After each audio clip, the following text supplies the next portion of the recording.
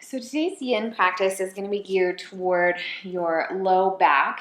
And so just be mindful that you're taking into account any advice that you have from your health practitioner and also listening to your body. So we're going to start in a seated position, just bringing your hands to rest on your knees.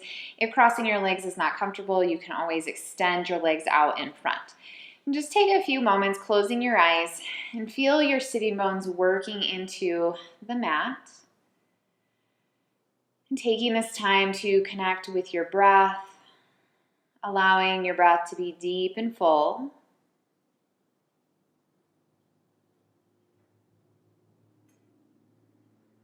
And also taking this time to focus on your breath, your intentions, and allowing these few moments to bring you to the present.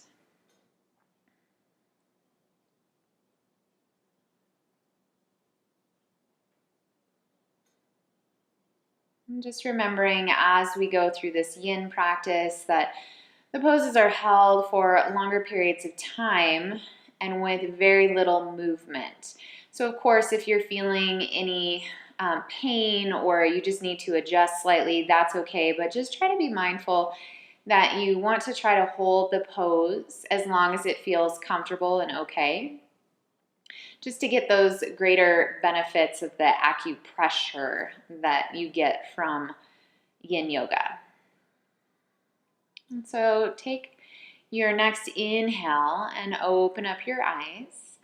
And then bring your hands next to your hips and walk your soles of your feet together, placing the hands back by the hips. Pause here, just lengthening out through the crown of your head. And if you're feeling any pulling on your low back, walk your heels out slightly away from your body so that your heels are just a few inches farther than you would normally have them here. And coming into butterfly pose or bound angle pose in regular yoga.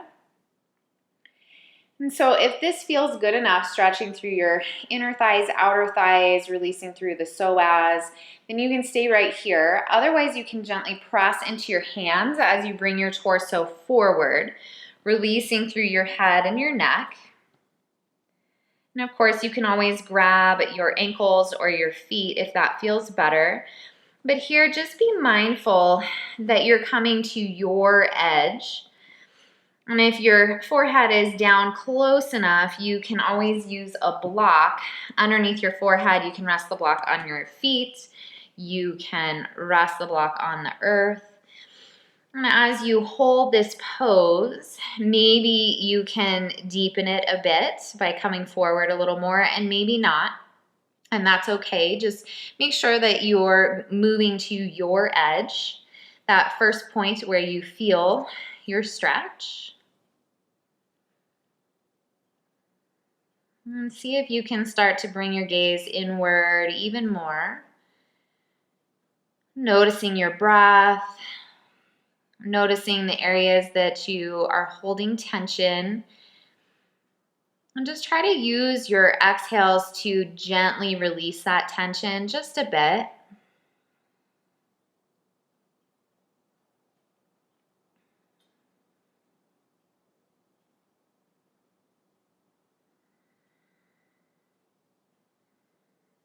I'm just taking a few more moments here.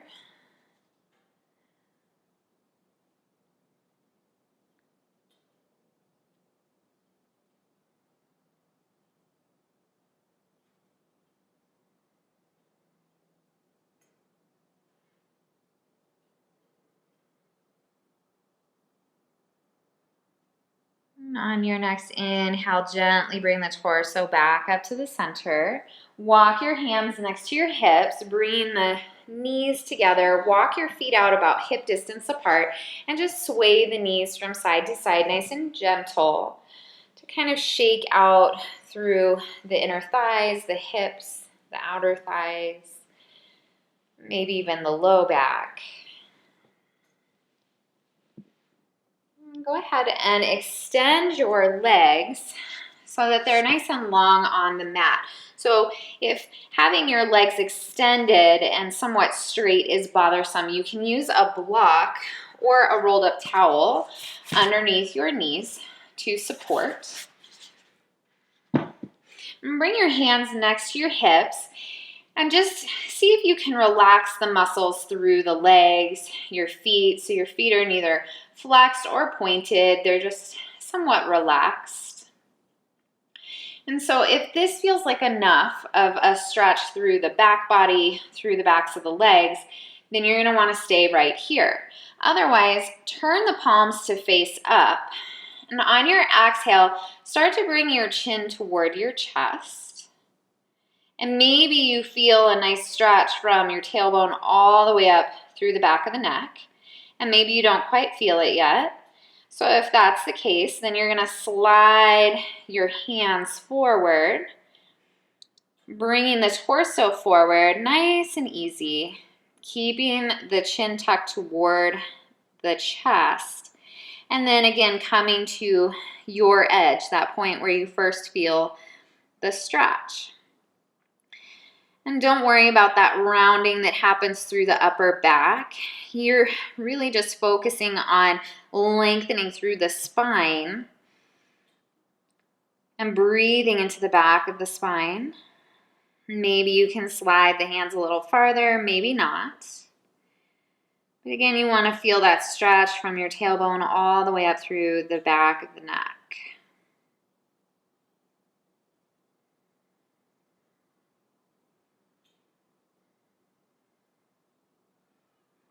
So in yin yoga, it's not about going as far as you can in the pose. It's more about just going to that point where you feel the stretch, your edge, and then pausing there, holding the pose.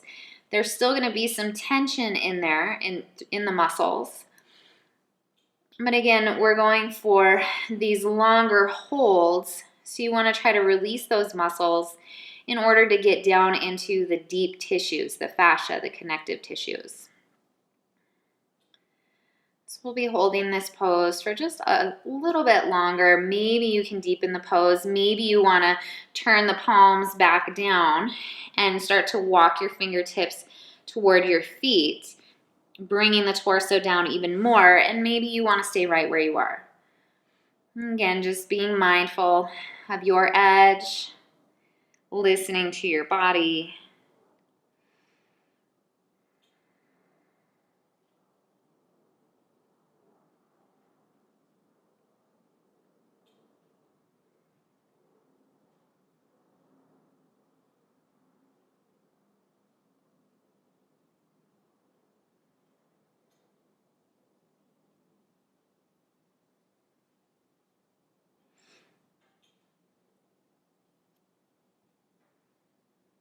Taking one last breath here.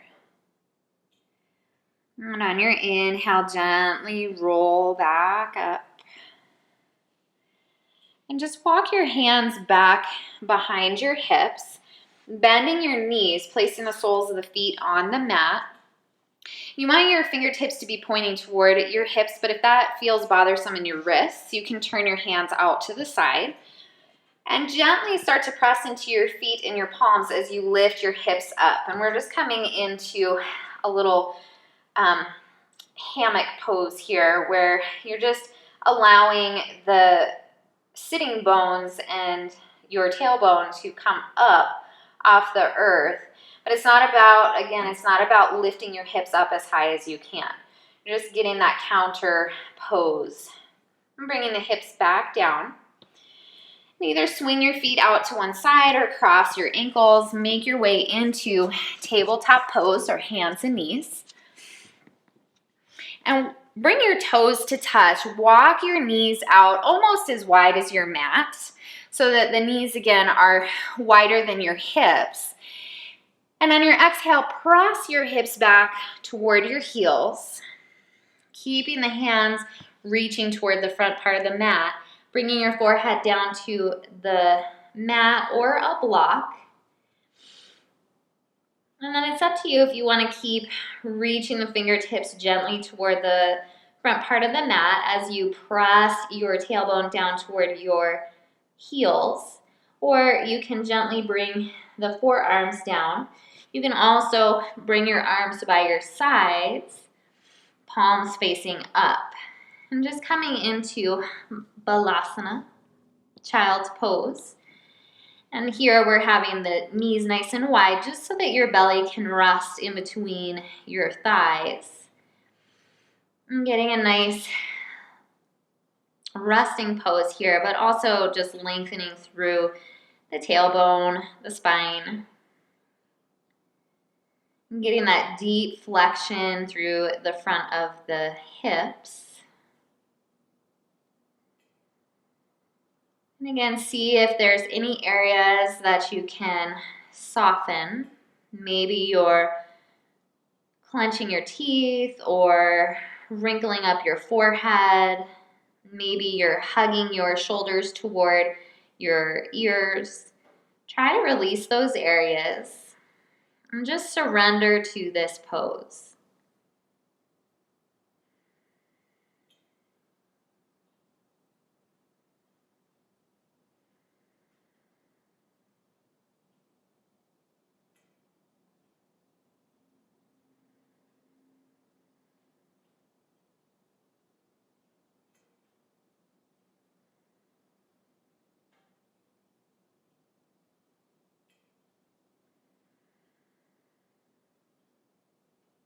I'm taking just a few more breaths here.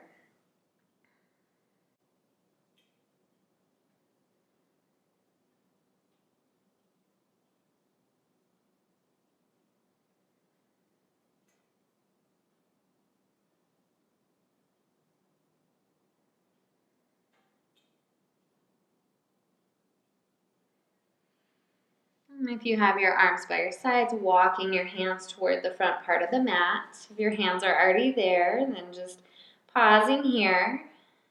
And on your next inhale, gently lift your gaze. Bring your torso back up to tabletop. Walk the knees so that they're underneath the hips. And then bring your chest forward and lower all the way down onto your belly. Reaching the tops of the feet down onto the mat. And your feet can be about hip distance apart, or you can bring your inner thighs, inner feet to touch. I find having them hip distance is the most comfortable, especially when I have low back pain. So then you're going to walk your hands out in front, bringing your elbows right underneath your shoulders. And at first, keep your gaze down toward the mat. And see if you can release the muscles through your legs, releasing your muscles through your bum, your glutes.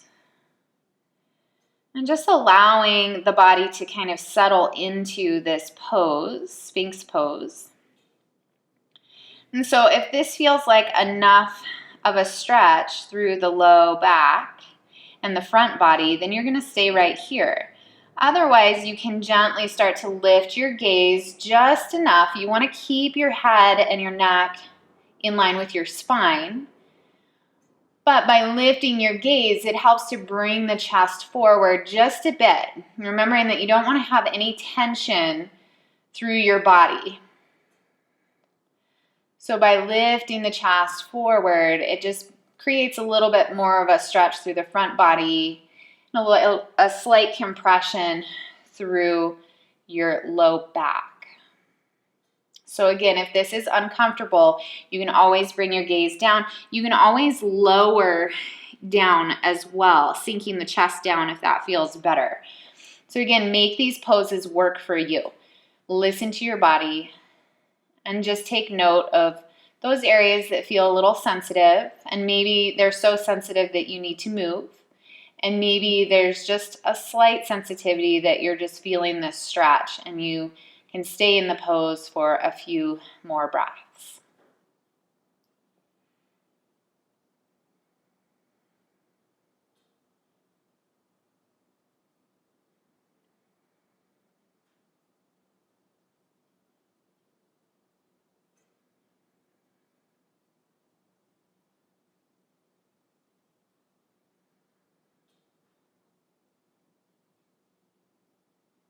You can choose to stay here if this feels like enough, or if you'd like to deepen this pose just a bit, you're going to bend your knees, slightly flexing through your feet.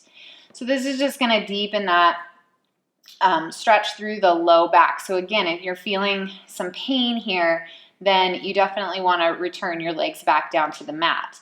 If this feels okay, then pausing here and just noticing where your breath is. Maybe you are pausing on your inhale or maybe on your exhale. Try to even out the breath. Sometimes these longer held poses tend to bring up a little bit of tension or maybe cause the breath to become uneven just because it feels a little unnatural or unnormal. So try to use your focus to allow that breath to be deep and full and steady.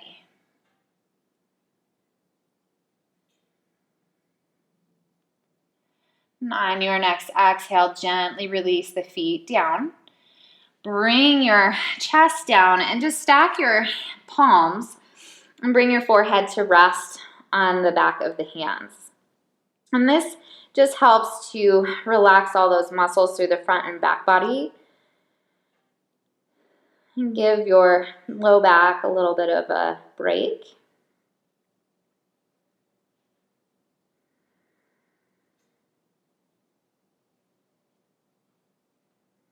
And on your next inhale, gently lift your head. Walk your hands back underneath your shoulders. Press into your hands as you come up to tabletop. And so the next pose, you're going to want a bolster or a pillow. And you're going to take your bolster and bring it toward the back part of your mat. So you want your hips to be right at the edge of the bolster.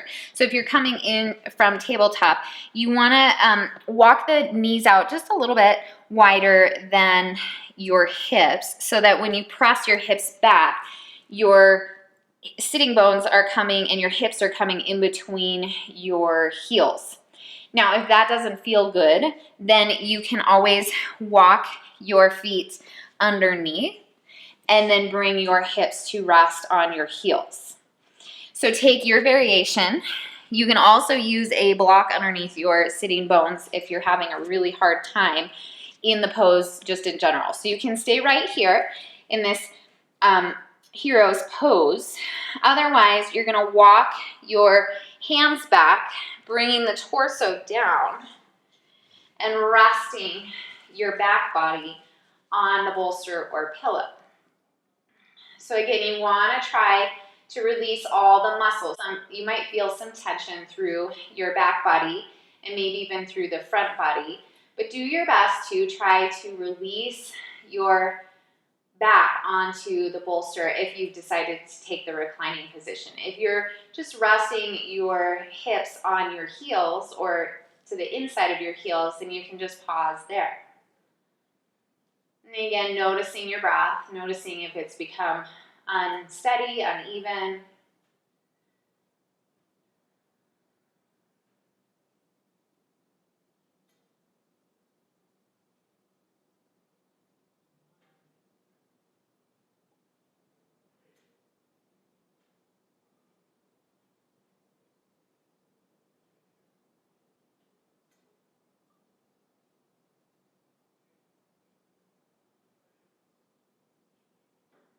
Just taking one last breath here.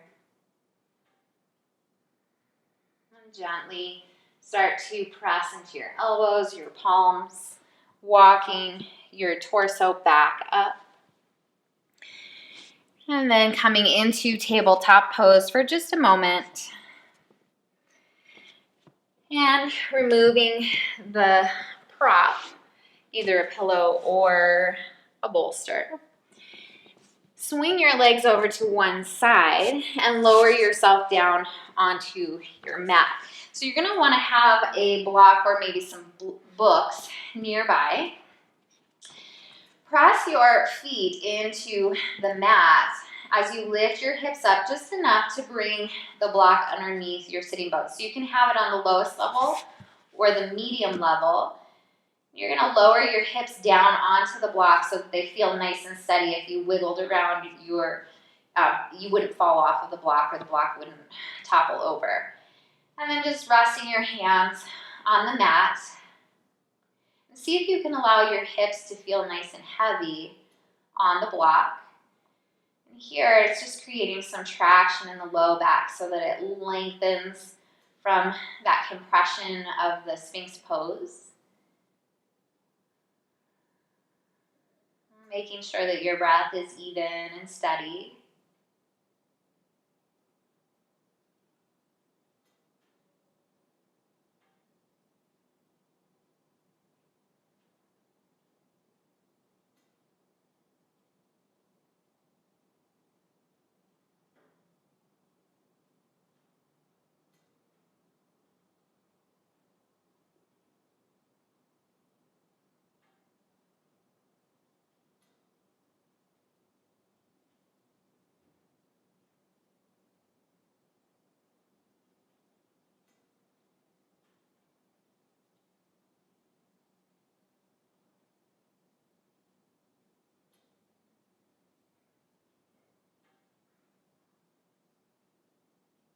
Taking one last breath here.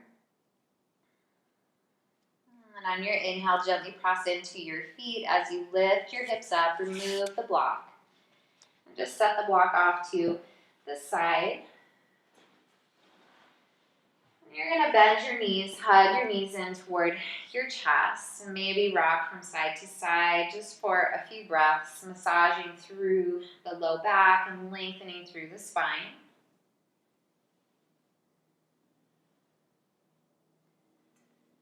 And release your left foot down to the mat. Cross your right leg over the top of that left leg. Arms can be out to the sides, or you can bend the elbows, cactusing the arms.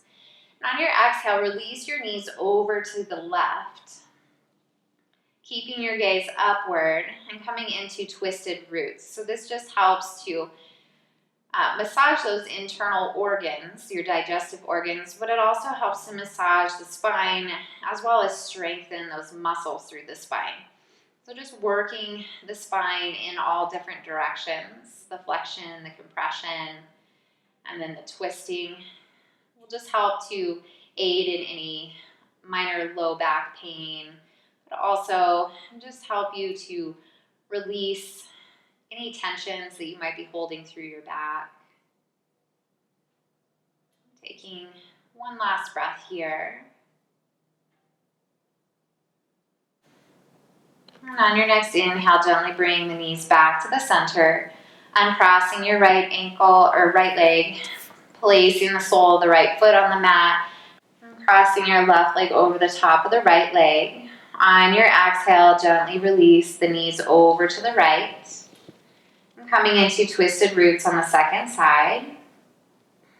And of course, if this twisting pose doesn't agree with you, you can always just have the knees uncrossed and bring the legs over to one side and then the other.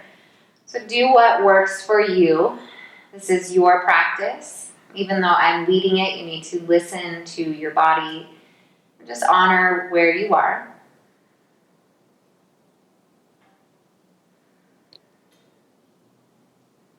Just taking a few more moments here.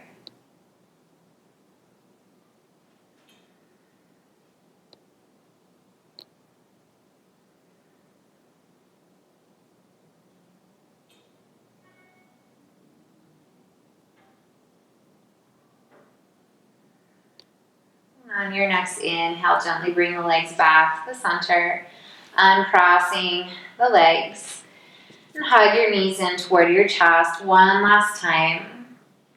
And if you'd like, you can extend the legs and come into Shavasana on your own. Otherwise, you can roll over to one side and gently bring yourself up to sitting. And crossing the legs. Bringing your hands to heart center, just acknowledging, showing gratitude toward this practice, toward your body. And thank you for practicing with me.